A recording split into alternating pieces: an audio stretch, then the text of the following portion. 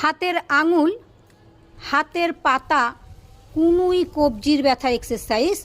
দুটো হাতের আঙুল একসাথে লাগাও। 3টে স্টেপে আমরা করব।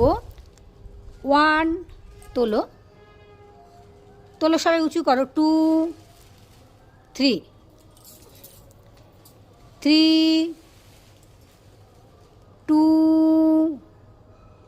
1। লম্বা করে শ্বাস নাও। 1,